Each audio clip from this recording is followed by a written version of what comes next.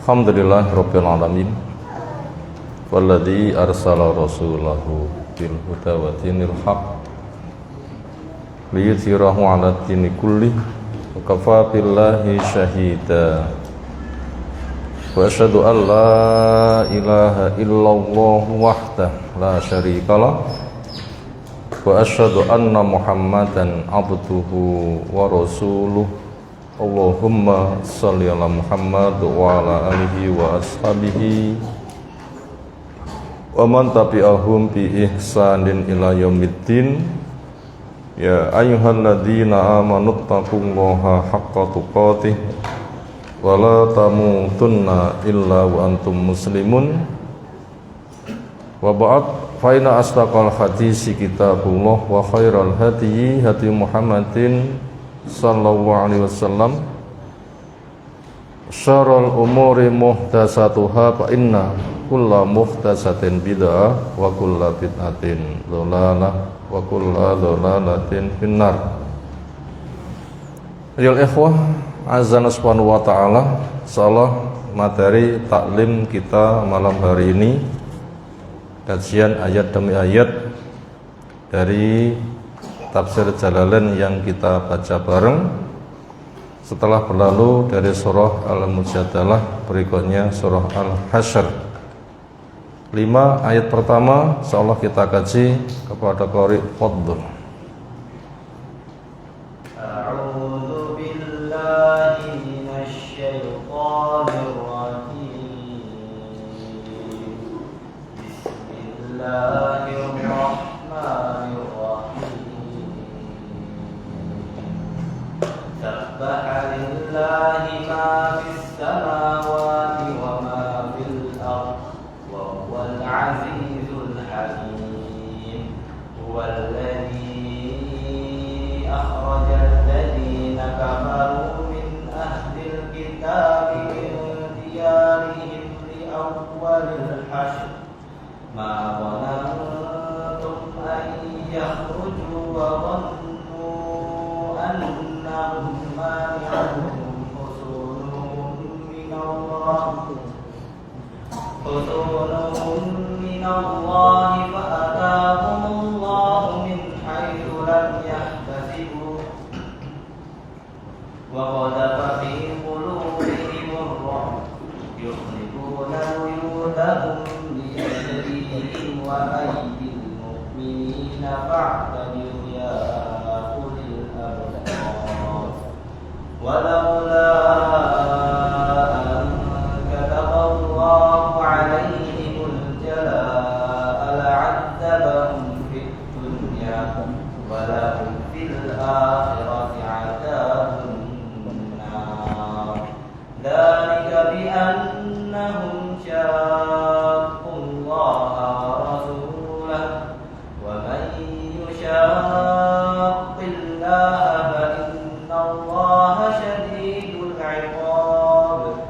Ma qata'tum min linatin aw taraktumuha qa'imatan 'ala usuliha fa bi'idnillahi wa liyukhziyal fasiqin. Suratul Hasyr, surah Al-Hasyr punya makna semisal kita mengenal adanya padang mahsyar. Apa padang mahsyar? Tempat penggiringan manusia untuk dikumpulkan. Al-Hasyr berarti tempat penggiringan atau penggiringan atau pengusiran. Orang di padang mahsyar berarti diusir dari alam kubur mereka, dibangkitkan atau digiring di tempat tujuan mereka dikeluarkan. Maksudnya adalah nasib Yahudi Bani Nadir, mereka diusir karena pengkhianatannya. Berarti kalau kita mendengar surah Al-Hasyr berarti nasib Bani Nadir dari orang Yahudi. Kenapa diusir? Karena mereka melakukan pengkhianatan. Dia adalah madaniyatun, diturunkan ketika Nabi SAW sudah hijrah di Madinah. Lamanya ada 10 tahun. Tanda-tanda surah Madaniyah relatif panjang. Gaya bahasanya lembut karena yang diajak bicara sudah beriman, menerima dan tunduk, maka disikapi dengan sikap luwes. Tema yang dibahas banyak memperbanyak amal karena mereka telah punya fondasi. Ibaratnya rumah sudah punya fondasi kuat, pasang tembok, atap, dihias indah, ditempati, akhirnya berkarya dan bermanfaat. Dan juga banyak cerita tentang munafik, karena orang munafik muncul ketika Nabi SAW sudah hijrah di Madinah, karena asli munafik itu kafir. Kondisi umat Islam kuat, mereka berpura-pura masuk Islam. Dan banyak jihad karena menjaga eksistensi kaum muslimin, dan banyak orang-orang yang hendak merobohkannya. Jumlah ayatnya arba'un wa asruna ayatan, ada 24 ayat. Diawali dengan Bismillahirrahmanirrahim. Tarjamah dengan menyebut nama Allah yang Maha Pengasih lagi Maha Penyayang. Tafsir nabda'u fi'lana bi'aunillah ar-Rahman ar-Rahim. Kita memulai kegiatan kita sambil memohon pertolongan kepada Allah, Zat yang Maha Ar-Rahman, Zat yang Maha Ar-Rahim. Karena tugas itu berat, manusia itu lemah, maka untuk bisa tuntas butuh pertolongan. Makanya supaya kita memohon pertolongan, termasuk doa yang paling simpel dengan Bismillahirrahmanirrahim, itu maknanya memohon pertolongan supaya amanat yang diembankan itu bisa terlaksana. Dan ada ancaman orang tidak berdoa nanti akan hancur. Ayu amrin dzu balin la yubda bismillah fa huwa khidaj. Mana-mana urusan penting tidak diawali dengan basmalah, tidak berdoa, orang lemah, enggak minta tolong, maka nanti akan cacat. Sabbaha lillahi, bertasbih untuk Allah. Ma fis samawati, apa saja yang ada di langit. Lapisnya ada 7. Bumi ke langit 500 tahun. Tebal selembar langit 500 tahun perjalanan. Jarak langit satu dengan yang lain juga sejarak perjalanan 500 tahun. Yang sangat luas sekali. Lebih luas daripada dunia yang sedang kita jalani. Di atas kita ada bintang-bintang. Itu hanya berada pada tengkurapnya satu langit. Di atasnya masih ada langit lagi. Full malaikat. Gak ada yang maksiat, semuanya beribadah, semuanya bertasbih. Bumi yang kita pijak kecil sekali. Makanya kita diberitahu dengan alam raya sudah bertasbih menggiring kepada kita. Lingkunganmu itu sudah lingkungan tasbih, maka kamu supaya ikut pada lingkungan tasbihmu. Kalau enggak nanti hancur. Mayoritas bertasbih, kamu kan kecil. Apa yang kamu banggakan? Menggiring ke sana. Tasbih maknanya berucap subhanallah, Allah Maha Suci. Itu makna bahasa. Tafsirnya ubarri'ullaha min kulli su', saya menyatakan Allah itu bersih dari semua kejelekan. Mensucikan Allah berarti mengakui Allah itu zat yang maha bersih. Makanya kita tunduk kepada Allah dan ridho dengan segala keputusannya. Kenapa? Allah maha bersih dari kedzaliman dan tidak pernah menzalimi. Sampai semua yang Allah cipta itu mengandung makna. Rabbana ma khalaqta hadza batila, ya Allah tidak ada yang kau cipta itu bernilai sia-sia. Tugas kita mengambil faidah. Bila kita dosa karena musibah, tobatlah.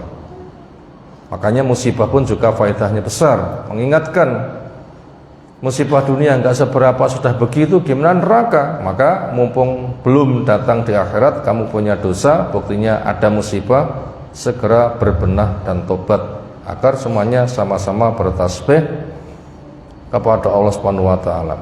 Wa ma fil ardi, demikian juga apa saja yang ada di bumi. Maknanya nazzahahu, semua di langit di bumi melakukan tanzih, memahasucikan kepada Allah taala. Falam sabahalillah, lam di situ mazidatun tambahan. Wa fil ityan bima, di situ ada tambahan ma. Sehingga ketika enggak ada lamnya berbunyi sabbahallaha, bertasbih kepada Allah, maf'ul bih. Ma itu yang di belakang, atau ma yang ada di situ itu fa'ilnya. Fungsinya untuk apa? Taglibun lil aksar, untuk memberikan tahu mayoritas, dominasi dari mayoritas. Bisa dibilang ya 99,9 mayoritas, gak kira bila kita ungkapkan bahasa seperti itu. Tasbih itu yang tidak itu kecil. Siapa? Wong kafir, jin atau manusia. Itu fungsi ma taglibun lil iksar, umumnya digunakan untuk menunjukkan jumlah besar, banyak. Wa huwal azizul hakim, dia maha perkasa lagi maha bijak. Keperkasaan Allah, mampu mandiri, menang, nggak ada yang bisa mengalahkan, nggak lelah, nggak letih, nggak tidur, nggak ngantuk. Al-Hakim, semua apa yang Allah putuskan itu mengandung fungsi, mengandung hikmah, ada hikam, faidah-faidahnya. Bijak, tepat pada sasaran. Nah, kita belajar. Makanya semisal Allah menjelaskan ala bidzikrillah tatmainul qulub, ketahuilah dengan zikir hati tentram. Kalau kita zikir enggak tentram, kita saja yang salah, zikirmu enggak pas.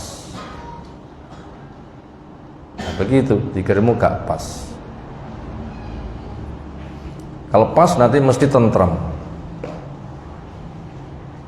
Fi mulkihi, di dalam kerajaannya, wa son'ai, di dalam karyanya. Wa dialah Allah alladzi, yang akhraja, mengusir, alladzina kafaru, pada orang kafir, yaitu orang yang memasang cover, tutup, menutup mata, menutup telinga, menutup hati, sehingga tidak mau mengenal Islam, memahami, mempelajari. Dengar saja enggak mau. Mereka mengatakan la tasmau li hadzal Qur'an wal ghawfi la'allakum taglibun, jangan kamu dengar Quran ini, bikin gaduh saja supaya kamu menang. Kufur itu menutup diri, moh, yang mereka maui hanya mengikuti hawa nafsunya.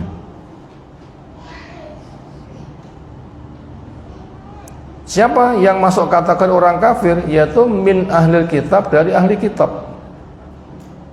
Ahli kitab mayoritas itu orangnya kafir, walaupun mereka telah dibimbing dengan Taurat Nabi Musa alaihissalam, tapi mereka umat yang sangat jelek, menyakiti nabinya, banyak membunuh para nabi, para dai. Keberadaan Nabi kita Muhammad SAW mereka telah tahu. Ya Allah telah menjelaskan, ya'rifuna kama ya'rifuna abnahum, kenal mereka pada Nabi kita bagaikan orang tua kenal kepada anak. Bila mau jujur, yang ada itu hanya iman, tapi tidak mau. Kenapa? Hasadam min indi anfusim, karena hasad.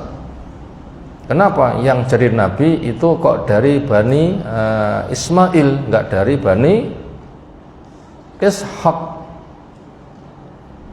Karena itu mereka saudara sebapak, bapaknya sama. Ini menunjukkan mereka lebih mengedepankan hawa nafsunya. Andaikan toh nabi dari mereka juga, berapa banyak nabi yang mereka bunuhi. Ya, gitulah penyakit yang ada pada mereka, bahwa bahkan kitab pun juga direkayasa. Maka dengan setelah tahu tidak mau iman pada nabi kita dengan ikrar 2 kalimat syahadat yang terikat dengan syariat sampai mati gak tobat, maka dikala itu adalah kafir.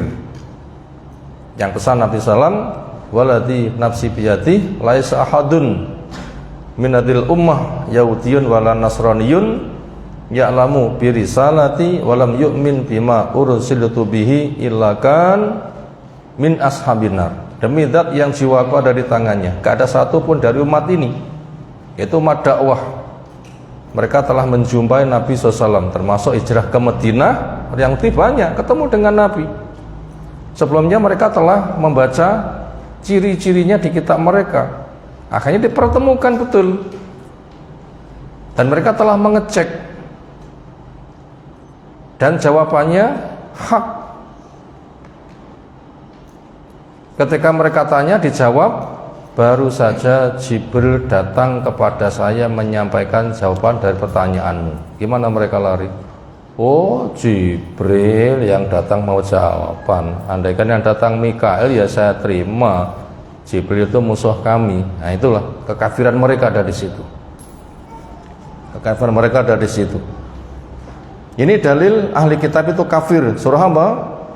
Al-Hasyr ayat berapa? 2. Walladzi akhrajal ladzina kafaru min ahlil kitab. Spesial di sini hum, mereka adalah Banu Nadir minal Yahudi. Mereka diusir min diarim dari kampung halaman mereka, min masakinihim bil Madinah, tempat tinggal mereka ada di Madinah. Li awwal hasyri, itu mula pertama adanya pengusiran. Wahwa, dan itu hasruhum, mereka diusir ila Syam. Wa akhirihi, dan yang terakhir pengusiran Yahudi, an jalahum, bahwa mengusir kepada mereka Umar fi khilafati, di masa kekhalifahnya, ila Khaybaro. Wallahu a'lam. Kok ke Khaybar ya? Wallahu a'lam. Padahal Khaybar itu sudah ditaklukkan pada masa Nabi SAW tahun 7 Hijriah, kan sudah takluk kan. Wallahu a'lam. Atau itu orang-orang Yahudi yang tersisa di Bani Khaybar. Yahudi terakhir ditaklukkan itu Khaybar. Ketika mereka ditaklukkan ternyata tidak diusir, tetapi dimanfaatkan tenaganya untuk nggarap lahan kaum muslimin. Karena luasnya lahan, kaum muslimin sibuk dengan berjuang, lahannya untuk maksimal, maka dicarikan para pekerja. Maka Yahudi yang ditaklukkan, maka mereka dijadikan pekerja untuk menggarap lahan kaum muslimin. Dan di situ berapa lama terserah kepada keputusan kaum muslimin. Segera masih dimanfaatkan, ya dimanfaatkan, bila tidak ya diusir. Nah, ini dibersihkan pengusirannya di masa Umar. Makanya di sini bukan diusir ke Khaybar, tetapi orang Khaybar, Yahudi yang masih dimanfaatkan di masa Umar, mereka itu dibersihkan sehingga di Jazirah Arab nggak ada ahli kitab yang ada agama tauhid. Ini mungkin upaya untuk meluruskan apa yang ada di dalam tafsiran ini, kembali kepada sejarah penaklukan Khaybar tahun 7 Hijriah, yang panglima perangnya diserahkan kepada Ali, yang diumumkan saya mau ngangkat panglima perang yang dia cinta Allah, cinta Rasul, Allah Rasul cinta kepadanya, dan Allah akan memberikan kemenangan dengan sebab tangannya. Semuanya berharap, aku. Umar yang nggak pernah berharap di kala itu berharap. Ternyata yang ditunjuk siapa? Ali. Dan itu kisahnya sudah kita baca di Sahih Bukhari tentang Yahudi Khaybar. Ma dzanantum, kalian hai kaum muslimin tidak menyangka ayul mukminun ayah ruju, ternyata mereka akhirnya juga keluar. Berarti secara pengamatan Yahudi itu kayaknya tidak bisa diusir, nggak bisa kalah karena saking kuatnya. Kaum muslimin nggak menyangka. Wadhanu, dan mereka yakin orang Yahudi, annahum, sesungguhnya mereka, maniatum, bisa mencegah kepada mereka, khusunhum, benteng-benteng mereka. Karena mereka dikenal orang yang punya benteng kuat dan stok makanan yang luar biasa, karena kebun-kebunnya yang luar biasa. Dilihat dari adidaya kayak begitu, kayaknya gak mungkin mereka bisa terjamah, bisa terusir. Mereka yakin kami pasti menang. Makanya bahasa-bahasa Quraisy, bila kita melihat asbabun nuzulnya itu, Quraisy mengatakan, kalian itu kan ahli benteng dan ahli kebun. Ternyata kalian melindungi musuh kami. Maka untuk itu pilihannya dua. Kamu bolo kami dengan kamu usir dia, kamu musuh kamu perangi, atau bila tidak, kamu yang akan kami perangi. Ya, bunuh, saya rampas anak istrimu. Senada dengan itu. Sehingga dengan bahasa semisal itu mereka tuh yakin kami tidak akan bisa terusir, kami akan pasti kokoh dan menang. Makanya kaum muslimin juga tidak menyangka, mereka yakin akan eksis di Madinah. Sekarang kita lihat tentang susunan telaah nahwunya. Annahum, anna itu adalah amil yang bisa menyebabkan mubtada menjadi nasab karena isimnya inna, kemudian khobar mubtada menjadi khobarnya anna tetap marfu. Di sini mana isim inna, mana khobarnya.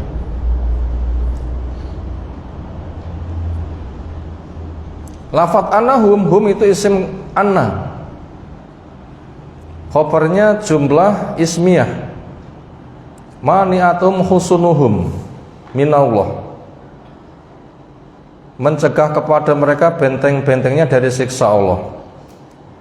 Jumlah ismiyah itu fi mahalli rafin karena sebagai khobar anna.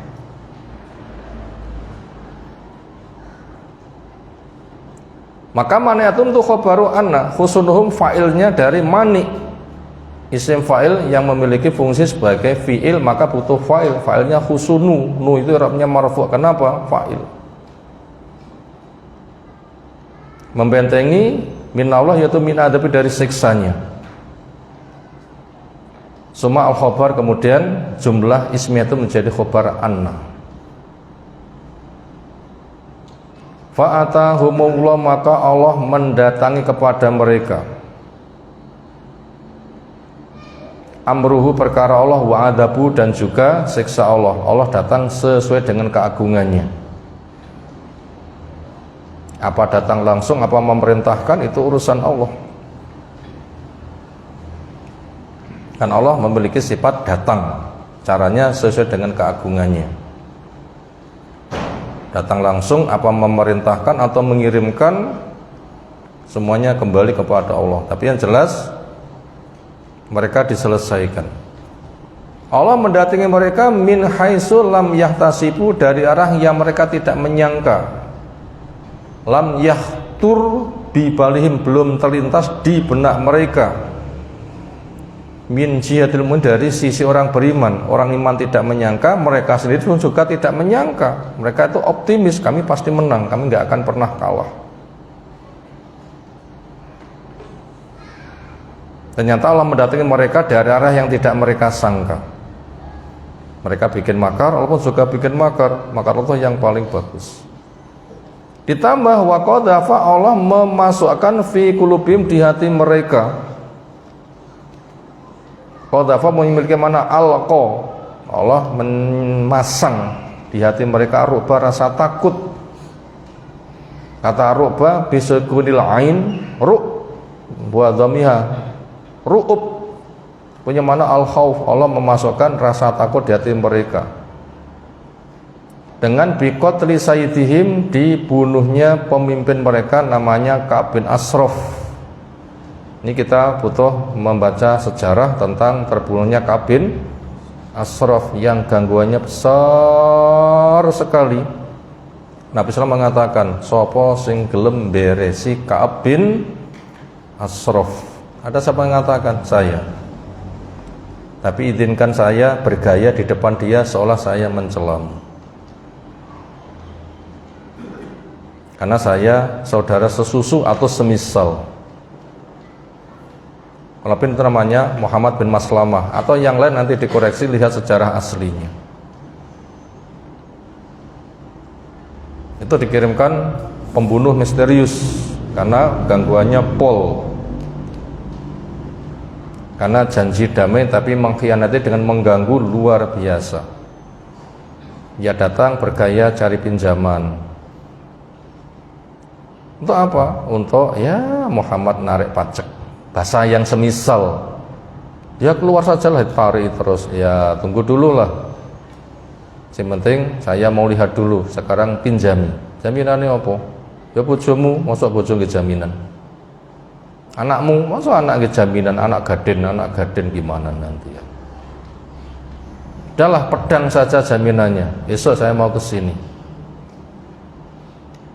Ternyata pedang bukan diserahkan tapi untuk membabat lehernya. Mereka ciut nyalinya dengan dibunuh tokohnya. Itu salah satu tafsiran cara Allah menimbulkan rasa takut. Yang lain lagi timbul rasa takut ini termasuk pertolongan Allah yang diberikan kepada Nabi kita dengan sabdanya nusirtu birrobi masiroti syahrin, masirota syahrin. Saya ditolong dengan rasa takut perjalanan 1 bulan. Artinya wong kafir 1 bulan ke depan yang akan diperangi, hari ini sudah muncul rasa takut. Entah hidung mencium bau anyir, sudah terngiang suasana perang, atau mimpi-mimpi buruk, atau pokoknya sudah grogi sebelum terjadi peristiwa. Di balik itu memang dosa itu menyebabkan rasa takut. Makanya apabila kita punya rasa takut, tandanya kakean dosa. Kalau tidak dosa itu jarang takut, kecuali hanya kepada Allah Subhanahu wa ta'ala. Makanya kucing lek nyolong lauk takut atau tenang-tenang saja. Pus diuncali ndas gerih. Nanti ada orang jalan sana sini. Kucingnya tenang atau gelisah? Tenang saja. Tapi coba kucingnya mencuri, pintu dibuka, gimana kucingnya? Nah begitulah ya. Ini menunjukkan rasa takut itu, dosa itu menunjukkan rasa takut. Ada bocah dalanan, ada orang datang langsung lari menyelinap, oh berarti bocah ini ada masalah.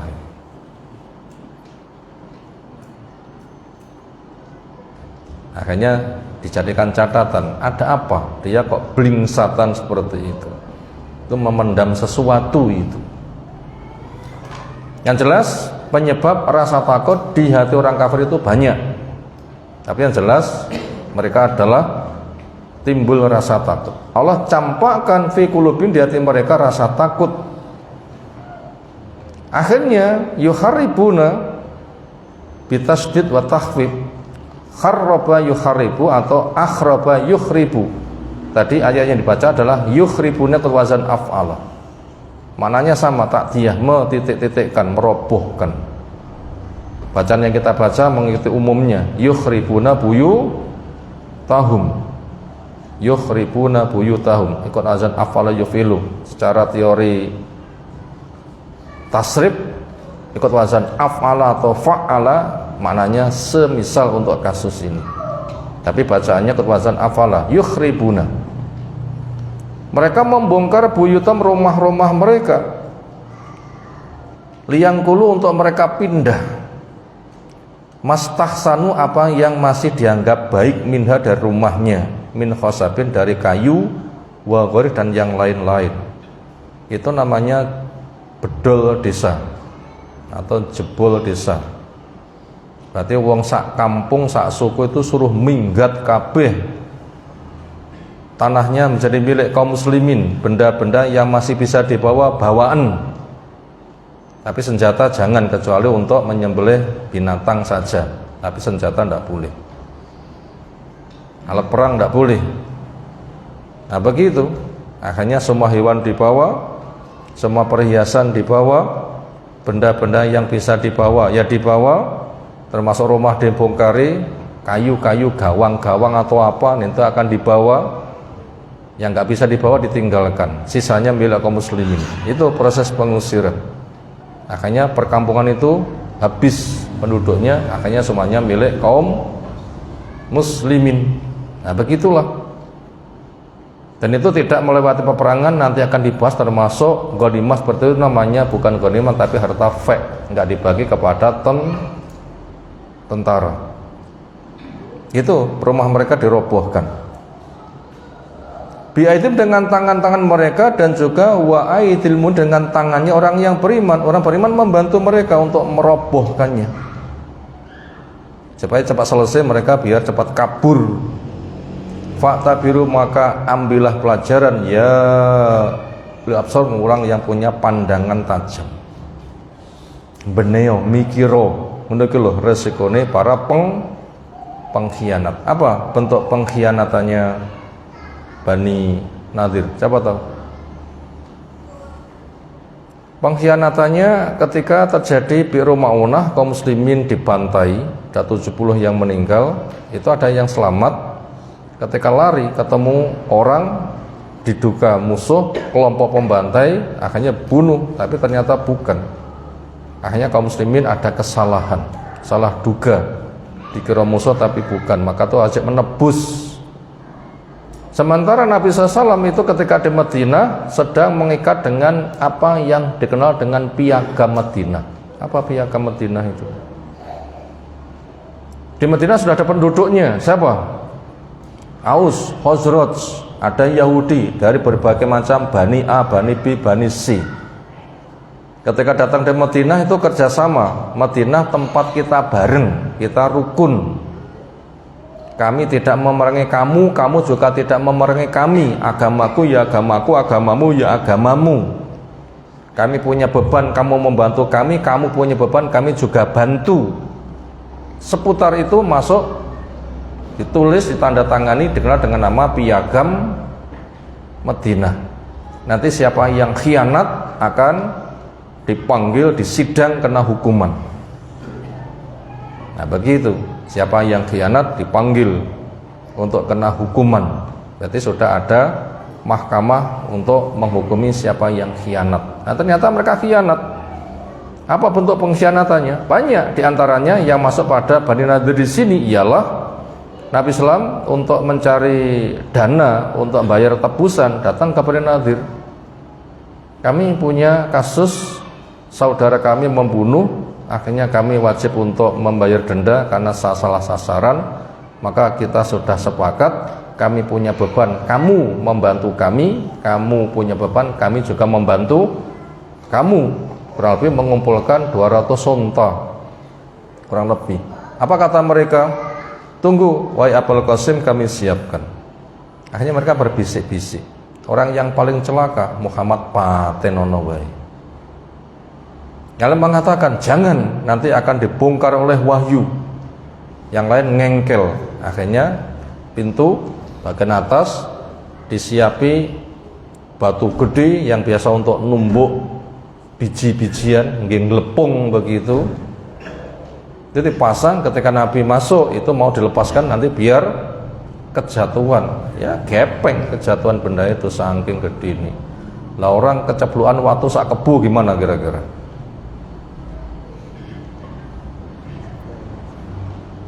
Akhirnya Nabi SAW mendapatkan pemberitaan dari wahyu, gak segera masuk, kemudian tergegas-gegas pulang. Sahabat pun juga gak ada yang diberitahu, seperti cepatnya orang yang hendak buang hajat, selak brojol dan luwayu gitu loh ya. Jenenge apa? Keblet apa jenenge?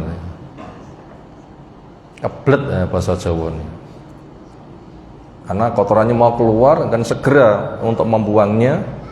Kesannya begitu. Nggak ngerti yo, bergegasnya pulang untuk menyiapkan pasukan. Segera pulang, sahabat mengikuti, ternyata langsung siapkan pasukan. Kepung Nah begitu. Akhirnya mereka suruh tunduk.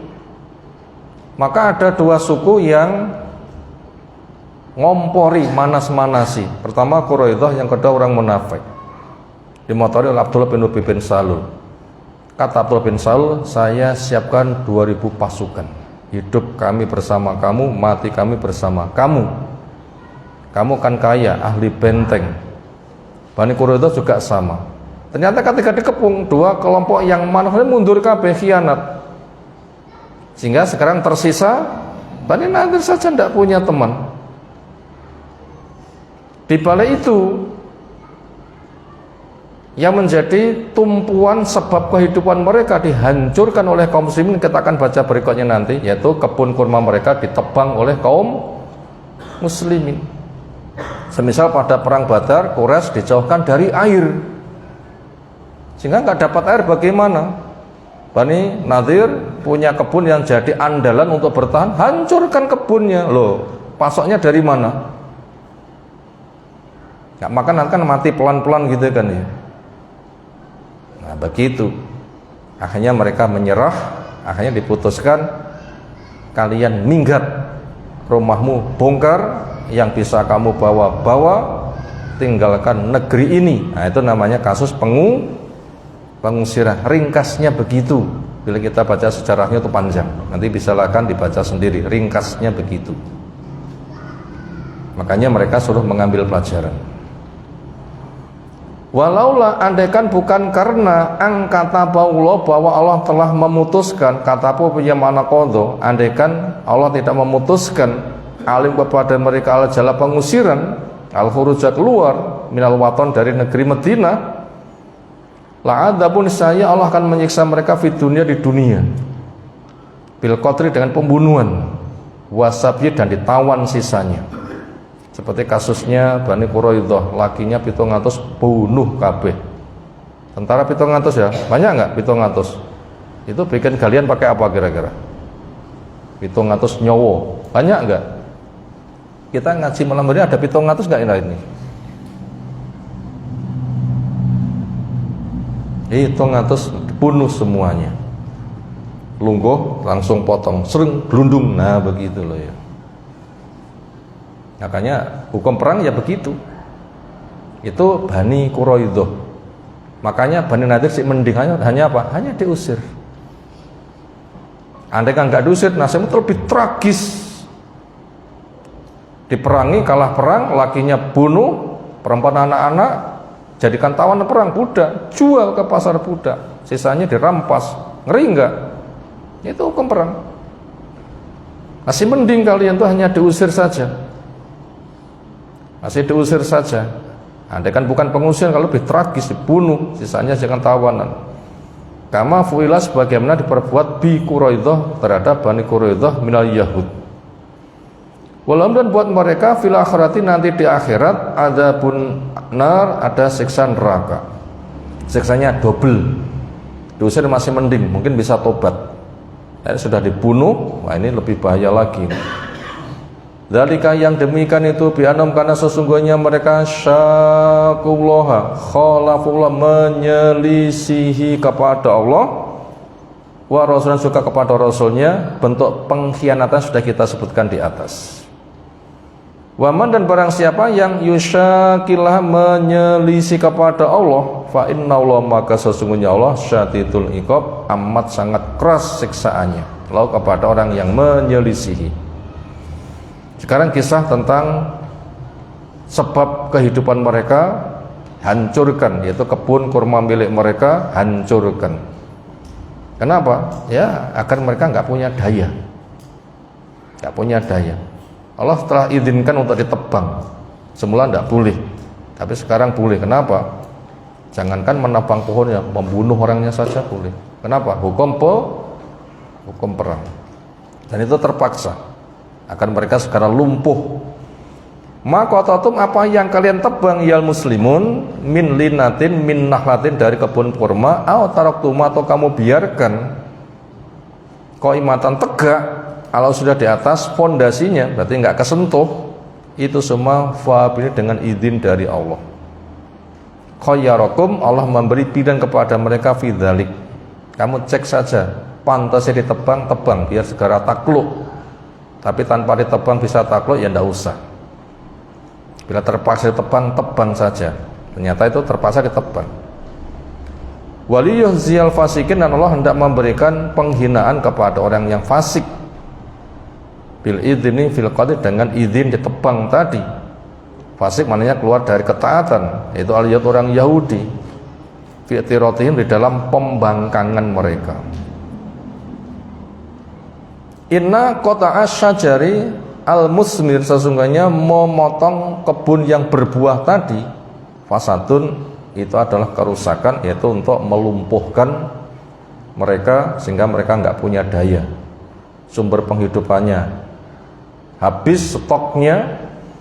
Dua kelompok yang ngujuk-ngujui pun juga khianat, sehingga mereka tinggal menanggung sendiri, tidak punya daya. Akhirnya mereka menyerah, ya kalau gitu saya siap minggat.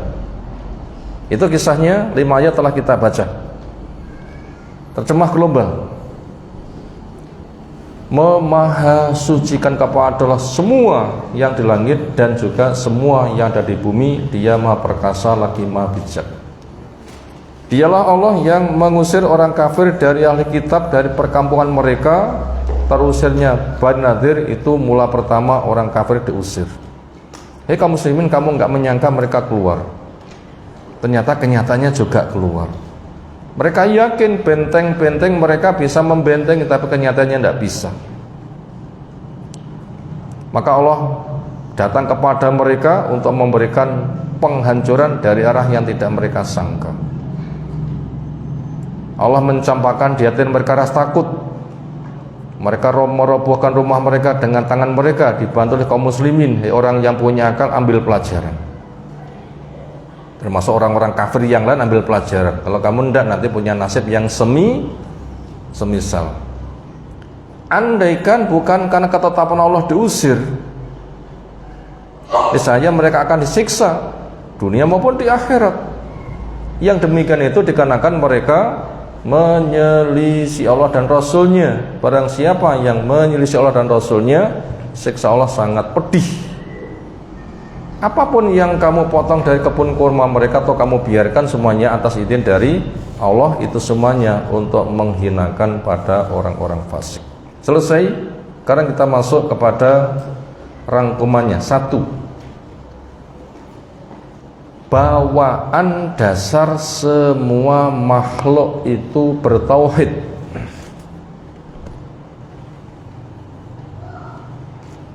Ini pelajaran pertama, rangkuman pertama. Bawaan dasar semua makhluk itu apa? Bertauhid. Kabeh makhluk dicipta pertama kali gimana kondisinya? Bertauhid. Itu bawaan dasar. Titik. Nomor 2, jin dan manusia setelah tegak hujjah, jin dan manusia setelah tegak hujjah, ada yang iman, ada yang kafir.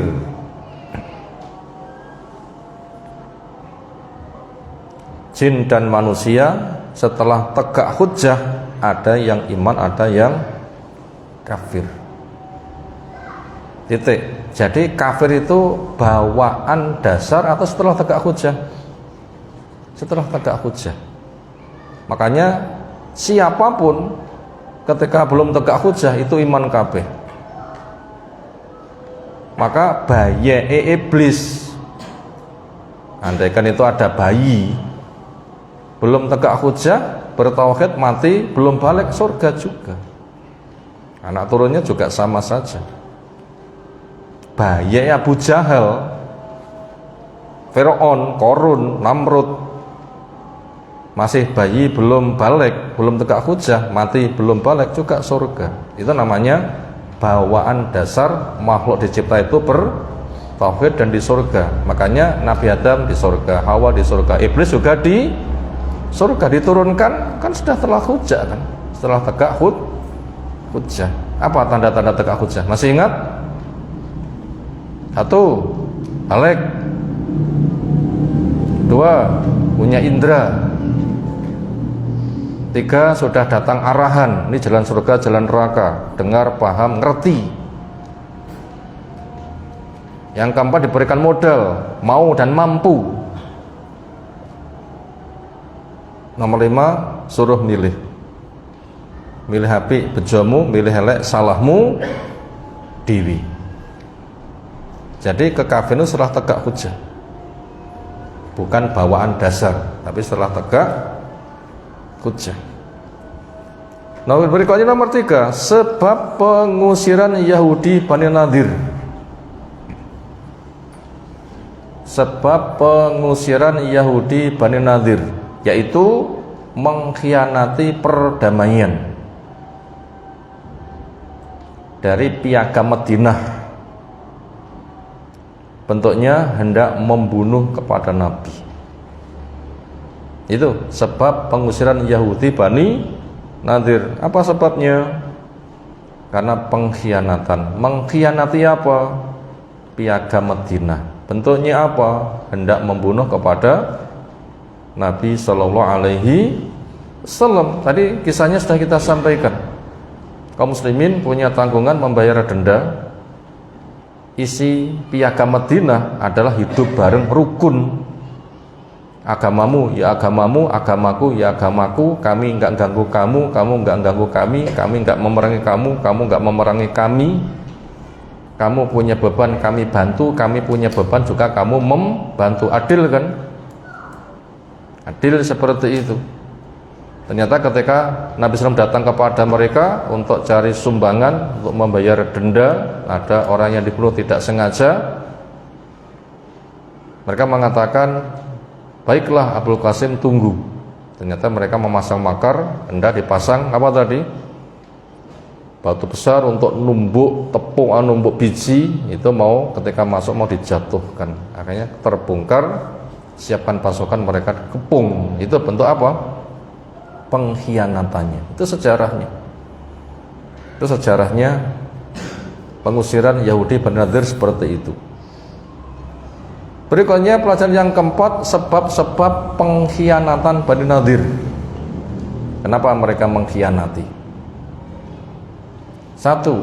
Dibujuk oleh orang munafik dan Bani Quraidah. Dibujuk oleh orang-orang munafik dan Bani Quraidah.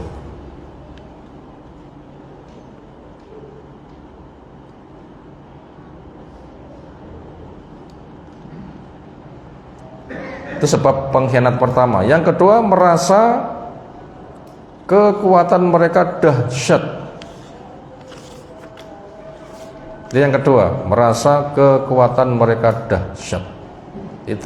Setidaknya ada 2 sebab kenapa Bani Nadir itu mengadakan pengkhianatan. Pertama, dibujuk oleh 2 kelompok. Pertama, orang munafik yang dimotori oleh Abdullah bin Ubay bin Salul. 2.000 pasukan kami siap hidup bersama kamu, mati bersama kamu. Bani Quraidah juga sama. Kenyataannya ketika dikepung, nyali mereka ciut. Yahudi lari, Bani Quraidah. Orang munafik pun juga demikian. Sekarang tersisa tinggal siapa? Bani Nadir saja. Apalagi sumber penghidupan mereka, kebunnya ditebang. Wah, apa yang mereka andalkan? Itu sebab pengkhianatan mereka.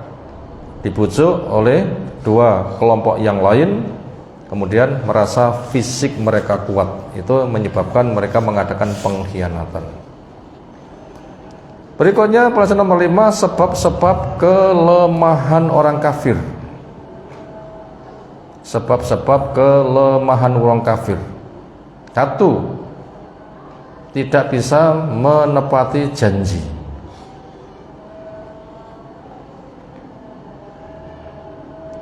Itu sebab kelemahan mereka. 1. Tidak bisa menepati janji. Nomor 2. Kerjasama yang rapuh. Kerjasama yang rapuh.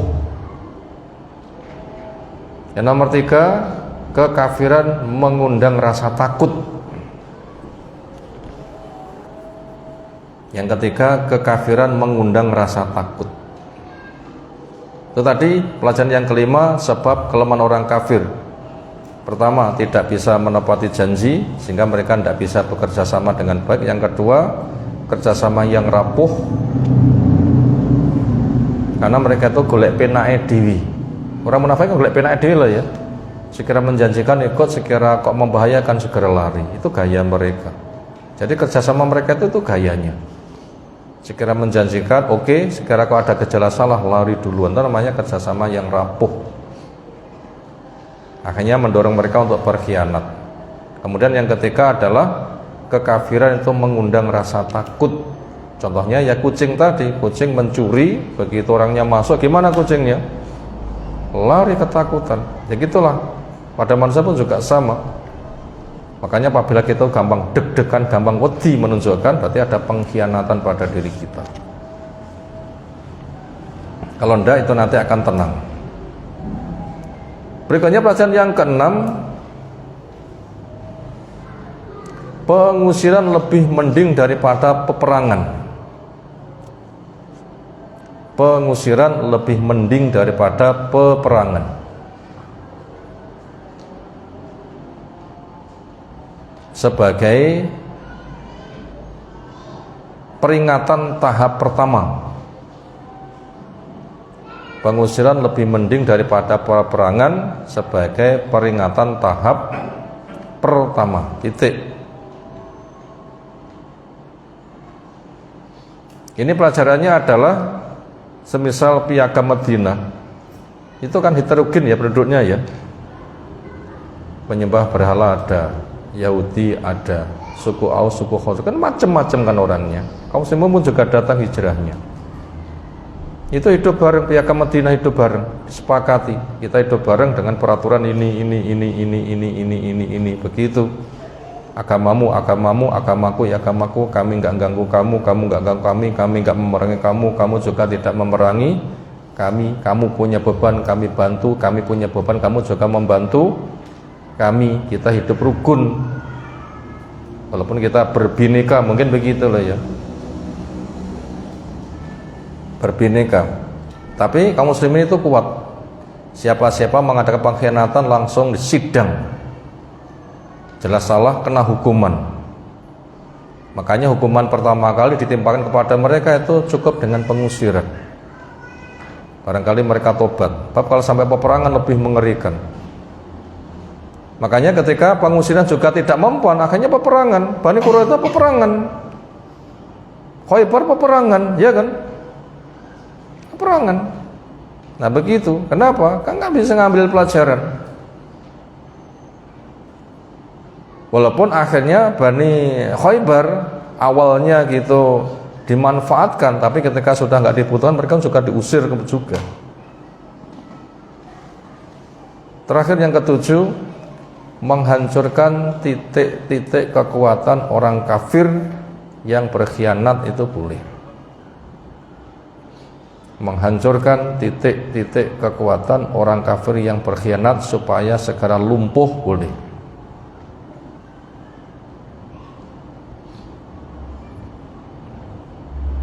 Apa tadi? Yang ketujuh, menghancurkan titik-titik kekuatan orang kafir yang berkhianat supaya segera lumpuh. Itu apa? Boleh. Tadi sudah kita sebutkan titik kekuatan di dalam perang Badar yang telah dipegang oleh kaum muslimin, sehingga orang Quraisy gak punya kekuatan. Apa itu? Air dikuasai kaum muslimin, sehingga mereka gak dapat pasok air. Haus, gak ada air, apa yang mau diminum? Apalagi semalaman mereka pesta khomer, awak lunglai, begadang, kurang tidur. Andaikan mandi seger, gak ada mandi, air untuk mandi gak ada. Mereka datang ke sumber Badar, masuk, datang langsung dihalau, bunuh, sehingga nggak ada yang berani masuk. Itu namanya titik kekuatan orang kafir itu dihancurkan supaya mereka segera ditaklukkan. Nah, pada kasus pengusiran Bani Quraidah, Bani Nadir ya, Bani Nadir, mereka punya titik kekuatan, bentuknya adalah kebun kurma yang berbuah. Itu jadi andalan kekuatan mereka di dalam stok makan. Sudah dihancurkan sehingga mereka nggak punya stok, mau apa? Nah begitu. Itu tadi poin ke-7, menghancurkan titik kekuatan orang kafir yang berkhianat supaya capak lumpuh itu diperbolehkan. Demikian 5 ayat yang kita kaji malam hari ini. Insyaallah kelanjutannya kita sambung waktu depan. Apa yang kita kaji bila benar semata karena fadilah dari Allah, dan kita berdoa semoga diberikan bermanfaat. Bila salah memang kita banyak kekurangan, semoga Allah membimbing pada kita semuanya. Subhanakallahumma bihamdika asyhadu an la ilaha illa anta astaghfiruka wa atubu ilaik. Assalamualaikum warahmatullahi wabarakatuh.